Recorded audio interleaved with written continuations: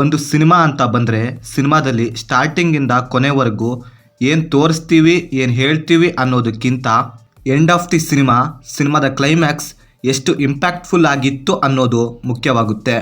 ಈ ರೀತಿ ಎಷ್ಟೋ ಸಿನಿಮಾಗಳು ಗೆದ್ದಿದ್ದು ಎಕ್ಸಾಂಪಲ್ ಕೂಡ ಇದೆ.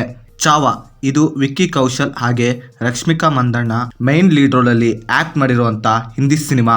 ಇನ್ನು ನಾನು ಸಿನಿಮಾನ ಹಿಂದಿಯಲ್ಲೇ ನೋಡಿದಂತೂ ಆಯಿತು. ಸಿನಿಮಾ ನೋಡಿದ ನನಗೆ ಸಿನಿಮಾ ಹೆಂಗನ್ನಿಸ್ತು, ಸಿನಿಮಾದಲ್ಲಿ ನನಗೇನು ಇಷ್ಟ ಆಯಿತು ಏನು ಕಷ್ಟ ಆಯಿತು ಅಂತ ಕಂಪ್ಲೀಟಾಗಿ ಈ ವಿಡಿಯೋದಲ್ಲಿ ನೋಡೋಣ. ಇನ್ನು ಇದರ ಒನ್ಲೈನ್ ಸ್ಟೋರಿ ವಿಷಯಕ್ಕೆ ಬಂದರೆ, ಛತ್ರಪತಿ ಶಿವಾಜಿ ಮಹಾರಾಜರ ಸಾವಿನ ನಂತರ ಮರಾಠರು ಈಗ ತುಂಬ ದುರ್ಬಲರಾಗಿದ್ದಾರೆ. ಈಗ ಅವರ ಕೈಯಲ್ಲಿ ಹೋರಾಡುವ ಶಕ್ತಿ ಇಲ್ಲ ಅಂದ್ಕೊಂಡು ಮೊಘಲರು ತಮ್ಮ ಆಟನ ಶುರು ಮಾಡ್ತಾರೆ. ಆಗ ಮರಾಠರು ಮತ್ತೆ ಸಿಡಿದು ಬರ್ತಾರೆ. ಈ ಸಾರಿ ಶಿವಾಜಿಯ ಮಗನಾದ ಸಂಭಾಜಿ ಮರಾಠರ ಚಕ್ರಪತಿ ಆಗಿರ್ತಾನೆ. ಇಲ್ಲಿಂದ ಮುಂದೆ ಏನಾಗುತ್ತೆ ಅಂತ ನೀವು ಸಿನಿಮಾ ನೋಡಿದ್ರೆ ತಿಳ್ಕೊತೀರಾ. ಇನ್ನು ಇದರಲ್ಲಿ ನನಗೆ ಪಾಸಿಟಿವ್ ಅನಿಸಿದ್ದು ಇದರ ಸ್ಕ್ರೀನ್ ಪ್ಲೇ. ಅದರಲ್ಲೂ ಸೆಕೆಂಡ್ ಹಾಫ್ನಲ್ಲಿ ಬರೋ ಸೀನ್ಸ್ ಅಂತೂ ನೆಕ್ಸ್ಟ್ ಲೆವೆಲ್ ಅನ್ಬೋದು. ಇನ್ನು ಇದರ ಆ್ಯಕ್ಷನ್ ಸೀನ್ಸ್ ಅಂತೂ ಒಂದಕ್ಕಿಂತ ಇನ್ನೊಂದು ಡಿಫ್ರೆಂಟ್ ಆಗಿ ಸ್ಟನ್ನಿಂಗ್ ಆಗಿತ್ತು ಅಂತೀನಿ. ಹಾಗೆ ಇದರ ವಿಜುವಲ್ಸ್ ಕೂಡ ಒಂದು ಮಟ್ಟಿಗೆ ಚೆನ್ನಾಗಿತ್ತು ಅನಿಸ್ತು.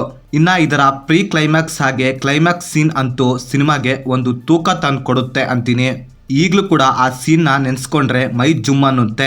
ಆ ರೀತಿ ಇತ್ತು ಆ ಸೀನ್ಸ್. ಆ ಕ್ಲೈಮ್ಯಾಕ್ಸ್ ಸೀನ್ ನೋಡಿದ್ರೆ ಈ ರೀತಿನೂ ಆಗಿತ್ತಾ ಅನಿಸ್ಬಿಡುತ್ತೆ.